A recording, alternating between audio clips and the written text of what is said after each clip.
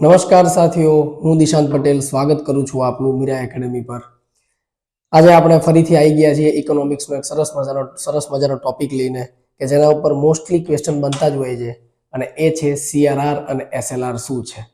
એટલે કે આરબીઆઈ બેંકોને એવી કઈ જવાબદારી આપે છે જે એમને નિભાવવી ફરજિયાત છે, કે જેના ઉપર નક્કી થશે કે એ લોકો લોન કેટલી આપી શકશે અને કેટલી નહીં આપી શકે, જેનાથી એ નક્કી થઈ શકશે કે બેંકો એમના ઇમરજન્સીના સમયે કેટલી મૂડી એમને રાખવી ફરજિયાત છે।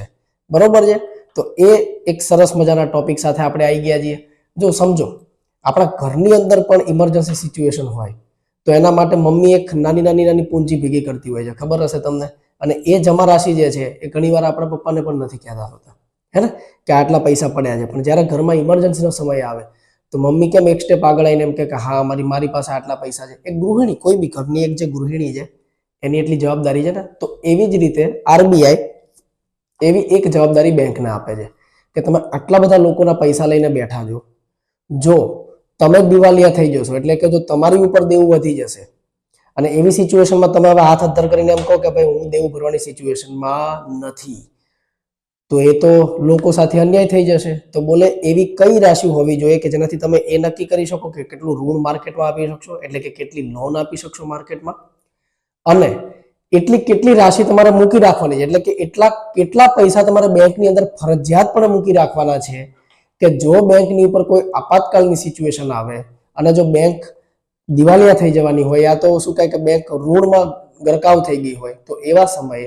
એના જે ગ્રાહકો છે એનું નુકસાન ના થાય એના માટે કેટલી મૂડી બેંકને મૂકી રાખવી એ સીઆરઆર અને એસએલઆર થી આપણને ખબર પડે। જવાબદારી કોણ આપે છે? તો કે આરબીઆઈ। બરાબર છે? તો એવા જ બે સરસ મજાના મુદ્દા છે સીઆરઆર અને એસએલઆર। સીઆરઆર નો મતલબ થાય કેશ રિઝર્વ રેશિયો, એટલે કે કેશ એટલે રોકડા, બરાબર છે ને? તો રોકડ રિઝર્વ કેટલો રાખવો એ છે। અને એસએલઆર જે સ્ટેટ્યુટરી એટલે કે વૈધાનિક, લિક્વિડિટી એટલે તરલતા, બરાબર, વૈધાનિક તરલતા રેશિયો। અને એ બેનો છેલ્લે આપણે તફાવત જોઈશું કે બંનેમાં ફરક ક્યાં આગળ છે, બરાબર ને? બંને બેંકની જવાબદારી છે। જવાબદારી કોણ આપે છે? તો કે આરબીઆઈ। હવે એ બંને જવાબદારીમાં શું અલગ અલગ છે એનો આપણે લાસ્ટમાં તફાવત જોઈશું, બરાબર છે? તો જુઓ મિત્રો, અમારો પ્રયાસ રોજ છે કે તમારા માટે કંઈક ને કંઈક નવા ટોપિક્સ લઈને આવીએ, નવા કન્સેપ્ટ લઈને આવીએ કે જે એક્ઝામ દ્રષ્ટિકોણ માટે જ મહત્વના હોય, બરાબર? અમારે કંઈ એવું કંઈ ભાષણબાજી તમારી સાથે નથી કરવાની, કે એવું કંઈ નથી કે હું કંઈ બહુ શું કહે કે મારી પાસે જેટલું નોલેજ છે એટલું હું તમને બતાવું, કે કોઈ અમારી ટીમમાંથી કોઈ તમને બતાવે અને જેનાથી તમે ખુશ થઈ જાવ, નહીં। અમારો ગોલ એ છે કે તમારી ઉપર ખાખી વર્દી કઈ રીતે આવે, બરાબર ને, તમે ખાખી વર્દીના અંડરમાં કઈ રીતે આવો, એ અમારો ગોલ છે। તો એના માટે અમારી ટીમ અને અમે બધા જ મહેનત કરી રહ્યા છીએ, બરોબર?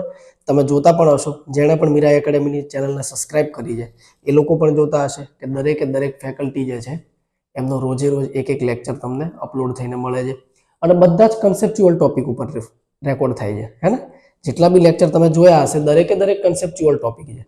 તો મેં તમને એ દિવસે પણ કહ્યું હતું ને, વચ્ચે એક દિવસ આપણે વાત થઈ હતી ત્યારે, કે તમે ક્લાસીસ કે પછી ક્યાંય બીજે ક્યાંયથી કોચિંગ કરી હશે, નો ડાઉટ, પણ જ્યારે તમે રિવિઝનના મોડ ઉપર આવશો ને ત્યારે 100% તમને અમારા વિડીયો બહુ કામ લાગશે, કેમ કે અમે જેટલું બને એટલું શોર્ટમાં અને સારી રીતે તમને સમજાવવાનો પ્રયત્ન કર્યો છે, બરાબર? તો મિત્રો ચલો આવી જઈએ આપણે આપણા ટોપિક ઉપર ફરીથી। શું હતું? તો કે સીઆરઆર એસએલઆર, બરાબર? સીઆરઆર એટલે કેશ રિઝર્વ રેશિયો અને એસએલઆર એટલે સ્ટેટ્યુટરી લિક્વિડિટી રેશિયો। તો જો આપણે શરૂઆત કરીએ ને એની પહેલા હું તમને એક વાત કહી દઉં દર વખતની જેમ, કે પહેલા સીઆરઆર શું છે એ સમજીએ, પછી એસએલઆર શું છે એ સમજીએ, વ્યાખ્યા ઉપર પછી આવીશું આપણે। જો કોઈ પણ બેંક છે, દાખલા તરીકે એવું સમજી લો, એક્ઝામ્પલ આપણે લઈએ કે ભાઈ એસબીઆઈ છે, એની જોડે 100 CR રૂપિયા પડ્યા છે, બરાબર? 100 CR પડ્યા છે એવું આપણે રાખીએ, ઓકે? હવે આ 100 CR જે છે એ આયા ક્યાંથી હશે? તો તમે કહેશો સર એક તો હમણાં રેપો રેટ હમણાં જ ભણ્યા હતા, તો બોલે રેપો રેટ થી આવી શકે, એવું બની શકે કે રેપો રેટ થી ઉધાર લઈ લીધા આરબીઆઈ જોડેથી અને પછી આપણને વેચ્યા, એ કે હોઈ શકે, પણ એ તો ઇમરજન્સીના ટાઈમમાં જ જશે। પણ આની મેઇન જે આવકનું સાધન જે કયું છે, આવકનું સાધન કયું છે આનું? તો કે સર આવકનું સાધન છે એનું ડિપોઝિટ, બરાબર ને? પણ એક વસ્તુ સમજો, ડિપોઝિટ છે ને એ બેંક માટે શું છે? જવાબદારી. કેમ જવાબદારી? કે ભાઈ બેંક જે છે, જે ડિપોઝિટ કરતા છે એને ડિપોઝિટ બેંકમાં મૂકી, તો બેંકની એ જવાબદારી પણ છે કે જ્યારે પણ લેવા આવે ત્યારે એને આપવા પૈસા એમાંથી, અને જેટલા માંગે એટલા આપવા. માનો કે 10 લાખની ડિપોઝિટ કરી છે, તો 10 લાખ માંગે તો 10 લાખ, અને જો 5 લાખ માંગે તો 5 લાખ, એટલે 1 લાખ માંગે તો 1 લાખ, અને જ્યારે પણ આવે ત્યારે તમારી જવાબદારી છે કે તમે એને આપશો, બરોબર છે? તો એક છે ડિપોઝિટ, મેઇનલી તો ડિપોઝિટ થી જ કમાય છે ને. તો આ જે ડિપોઝિટ છે એને ટેકનિકલ વર્ડમાં બેંક એનડીટીએલ કહે છે, એનડીટીએલ. તમે કહેશો કે સર આ શું નવું લાયા? તો એનડીટીએલ નો મતલબ છે net deposit, net deposit and time liability.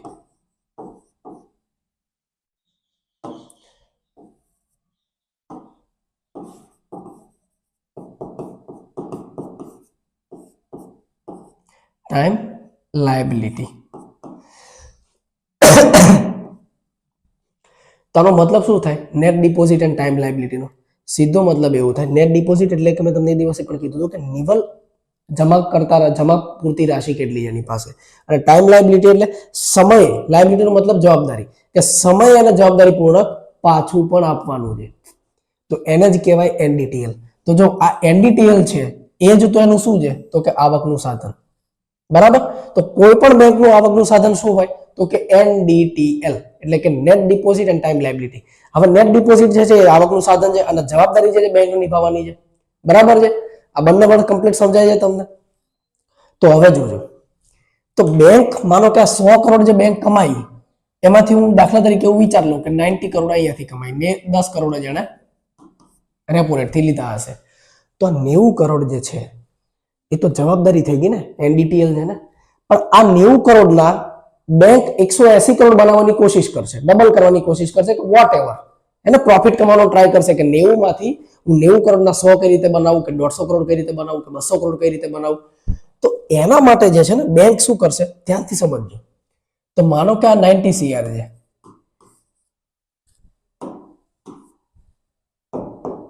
આ 90 સીઆર જે છે, બરાબર? એને બેંક પ્રોફિટ કઈ રીતે કમાશે? તો પ્રોફિટ કઈ રીતે કમાશે? તો કે સર બોલે વ્યાજ આપીને. તો પ્રોફિટ માટે શું કરશે? તો કે લોન, હે ને? લોન આપશે. હવે બેંક જ્યારે પણ લોન આપશે તો શું 90 કરોડની લોન આપી દેશે? સમજો. અને જો બધી જગ્યાએ લોન આપી, હવે સમજી લો કે 90 કરોડની લોન આપી એને, બરાબર છે? અને રિકવર માનો કે 50 સીઆર જ થયા, તો બાકીના 40 સીઆર બેંક લાવશે ક્યાંથી? સમજાય છે ધ્યાનથી? રિકવર માનો કે બેંક ના કરી શકી, અને લોકો આધાર કરી દીધા કે અમે લોન આપવાની સ્થિતિમાં નથી, પણ જેને ડિપોઝિટ કરી છે એને તો તમારી આપવાની જવાબદારી છે. મેં હમણાં તમને કીધું એનડીટીએલ ટાઈમ લાયબિલિટી, બરાબર છે? તો એ લોકોને 40 કરોડની જે વચ્ચે જે ગેપ પડ્યો એ હવે ક્યાંથી આપશે? તો એમ કહેશો સર રેપો રેટ, ચલો રેપો રેટ થી પૈસા ઉધાર લે લોકોને આપી દીધા, પણ 40 કરોડનો ઘાટો તો રહ્યો જ ને બેંકને. અને એવો જો ઘાટો લાંબા સમયથી બેંક ખાશે તો એક સમય એવો આવશે કે બેંક બંધ થઈ જશે, અને બેંક જેવી બંધ થશે, એઝ અ તમે બેંક ઉપર ભરોસો કર્યો હતો અને તમે ત્યાં આગળ તમારી જમા પૂરતી મૂકી દીધી, તો એક હિસ્સેદાર તમે પણ થઈ જશો એના, બેંકનો લોસ તમને પણ નડશે. તો એવામાં સર તમે એમ કહેશો કે સર તો પછી કંઈક તો આની ઉપર રિસ્ટ્રિક્શન હોવા જોઈએ ને, કે 90 કરોડને લોન તરીકે ભલે આપે, તો મતલબ એની જોડે કંઈક બેકઅપ બી હોવો જોઈએ. એ બેકઅપ નું નામ જ છે સીઆરઆર અને એસએલઆર. આવી ગયું સમજમાં? આવે એને જ આરબીઆઈ એમ કે છે સીઆરઆર અને એસએલઆર. હવે ધ્યાનથી સમજજો, બેકઅપ સમજાઈ ગયું? ખબર પડી સીઆરઆર અને એસએલઆર વસ્તુ શું છે? પહેલા તો બરાબર છે કે ભાઈ બેંક આટલા લોકોને પૈસા ઉધાર આપે છે, તો બેંક જોડે કઈક હુંડિયામણ એટલે કે કઈક એવી રાશિ પડેલી હોવી જોઈએ કે જો સામેથી રિકવર અમાઉન્ટ ના થાય તો બેંક પોતે એટલી સફિશિયન્ટ હોવી જોઈએ કે એને પોતાનામાં એટલું શું કહે કે ભંડોળ હોવું જોઈએ કેશનું, કે જે રિકવર રાશિ ન થાય તો પણ લોકોને આપવા માટે એની પાસે પૈસા હોય. આને જ કહેવાય સીઆરઆર અને એસએલઆર. તો સીઆરઆર એવું કહે છે કે સીઆરઆર જે છે ને એ આરબીઆઈ બેંકો પાસેથી વસૂલે. ત્યાંથી શબ્દ પકડજો, આરબીઆઈ બેંક પાસેથી વસૂલે.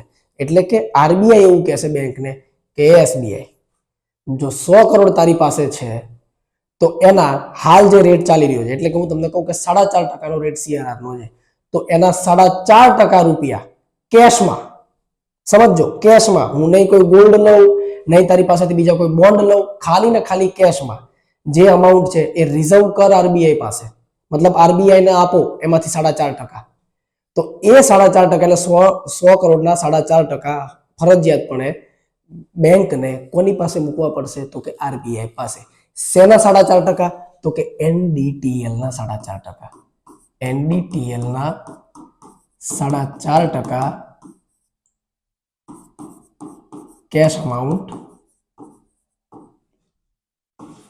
કેશ અમાઉન્ટ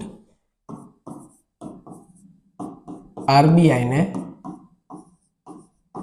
બેંક્સ આપશે. કઈ બેંક? તો કે કમર્શિયલ બેંક.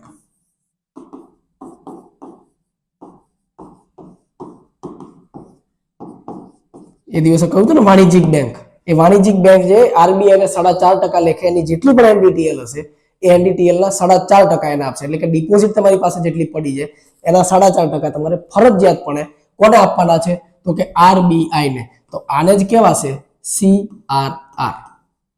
આ જ થઈ ગયું સીઆરઆર. પડી ખબર? આ છે સીઆરઆર. પણ બેંક, તમે જ વિચારો કે ખાલી 4.5% એ શું થાય? 4.5% અમાઉન્ટ તો માનો કે બેંકે ઓવર લિવરેજ કરી દીધું, બરાબર છે? ઓવર લિવરેજ નો મતલબ કે એવી રાશિ કે જે તમે ઋણ ઉપર લીધેલી છે કાં તો તમારી પાસે પડેલી છે, એ રાશિને તમે નિવેશ કરી કોઈ એવી જગ્યાએ કે જેનાથી તમારી જે આર્થિક સ્થિતિ છે એ સુધરે કાં તો એમાં વધારો થાય, મતલબ એ આર્થિક નાણાંની અંદર વધારો થાય, બરોબર છે? તો એને કહેવાય લિવરેજ. તો બેંક એનું લિવરેજ વધારવા માટે, એટલે કે માનો કે ભાઈ જે પૈસા ડિપોઝિટના આયા છે એને ઓર કમાઈ કરવા માટે બેંકે માનો કે વધારે લોન આપી દીધી, તો 4.5% સફિશિયન્ટ નહીં થાય, એવું બની શકે.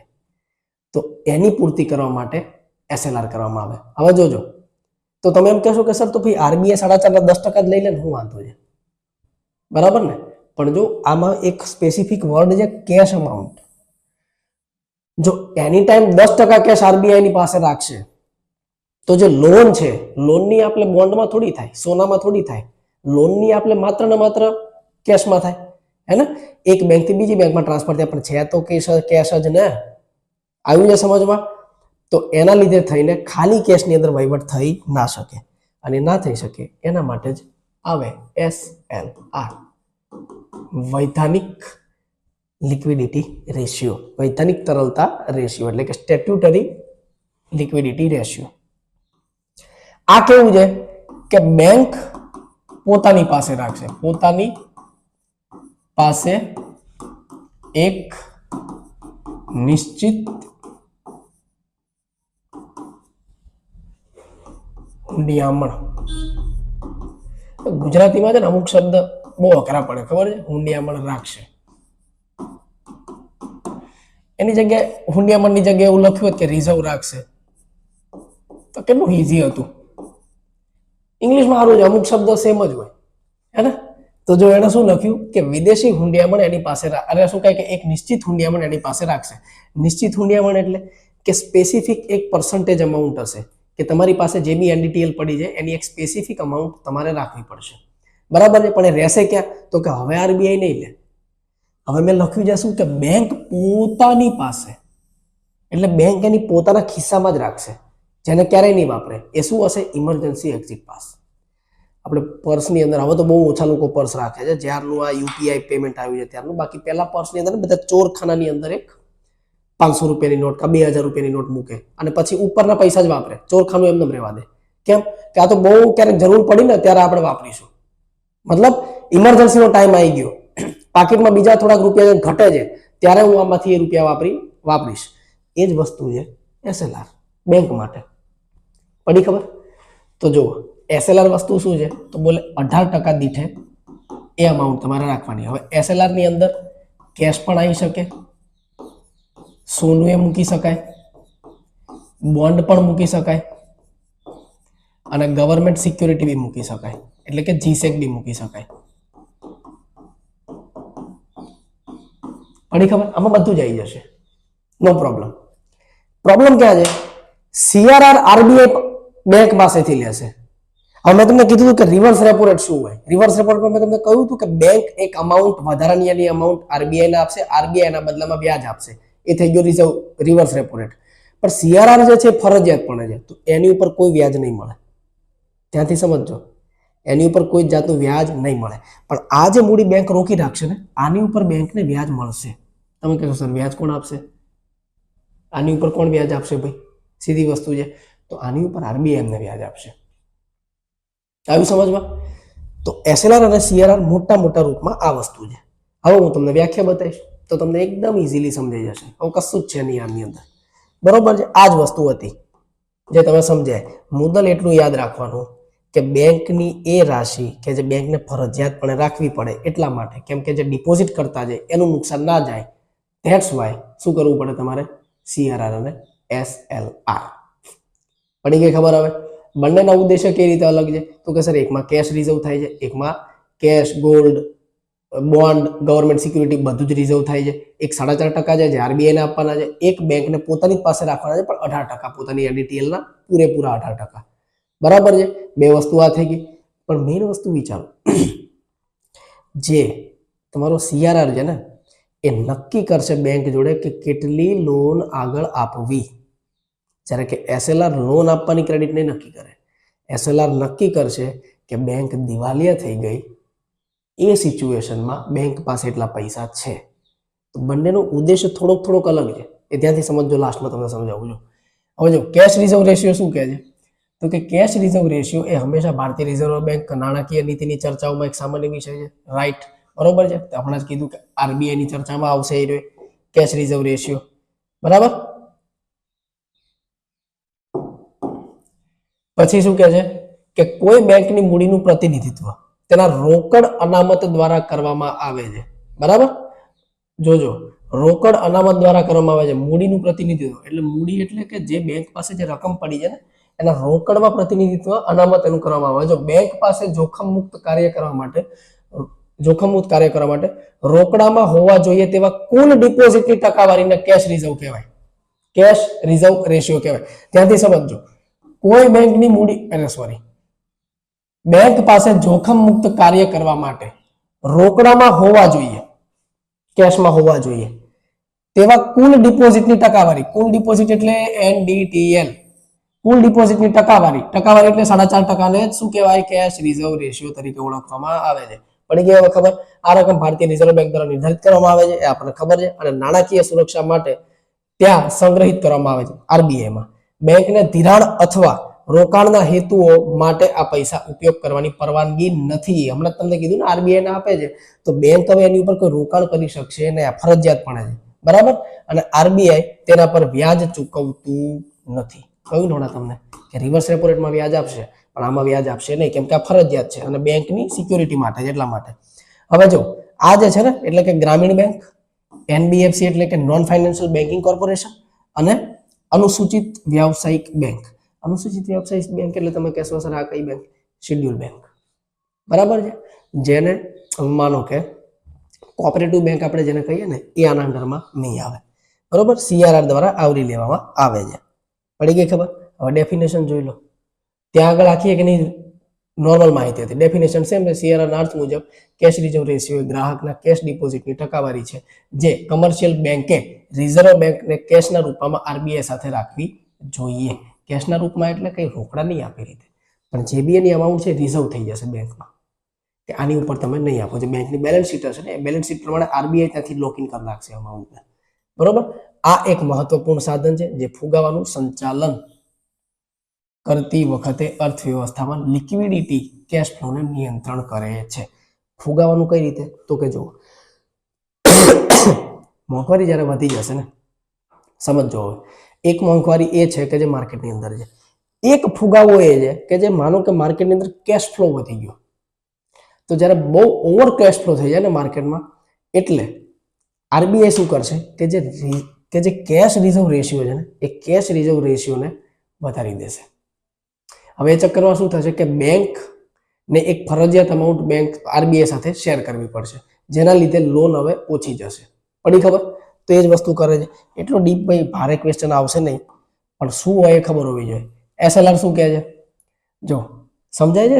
સીઆરઆર સમજાઈ ગયું ને શું છે કે આરબીઆઈ બેંકો પાસેથી પૈસા લેશે અને એસએલઆર છે કે બેંક બેંકની અંદર જ રાખશે. બરોબર.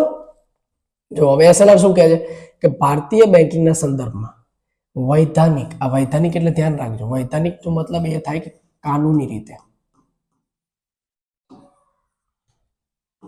રીતે ફરજિયાત.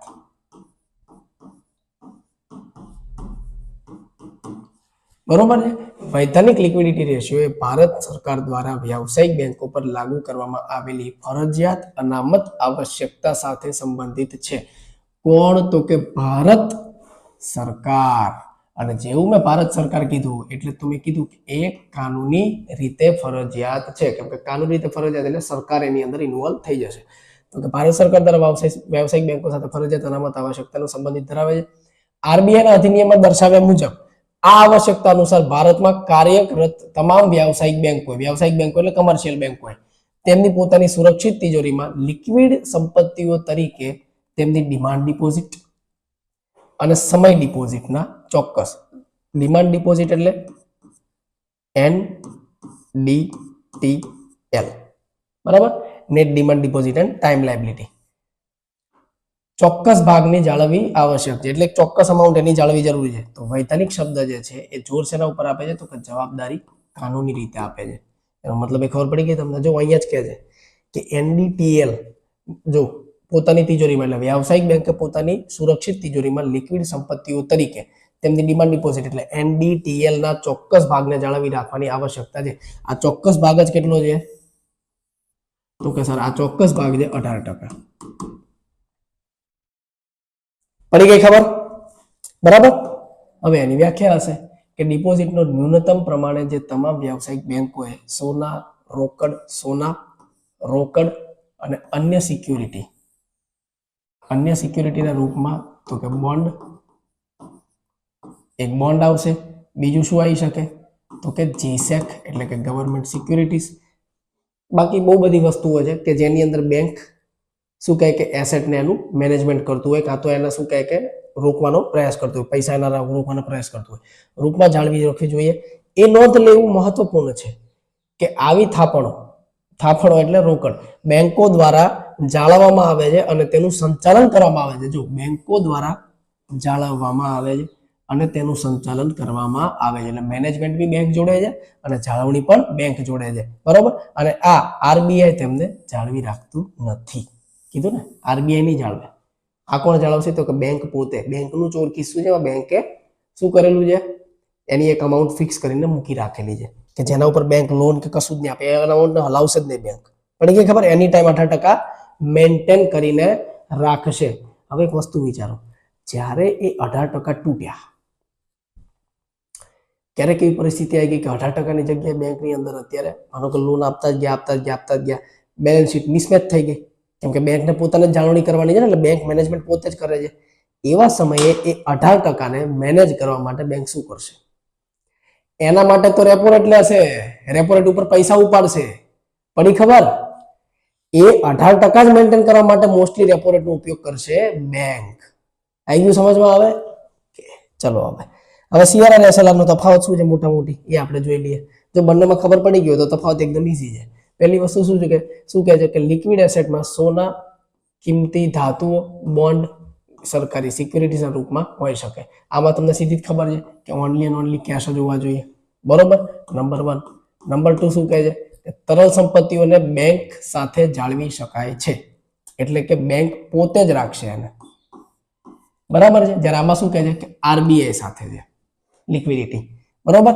બેંકો એસએલઆર તરીકે ચિહ્નિત ભંડોળ પર વ્યાજ કમાવે છે. જો આમાં વ્યાજ કમાઈ છે, મેં ત્યાં તમને કીધું હતું કે આરબીઆઈ નું વ્યાજ આપશે નહીં, તો કે સીઆરઆર ફંડ ઉપર વ્યાજ કમાતી નથી. બરોબર. હવે જો આરબીઆઈ બેંકોની સોલ્વન્સી જાળવવા માટે, સોલ્વન્સી એટલે દિવાલિયાપણું જાળવવા માટે આવે છે સમજમાં?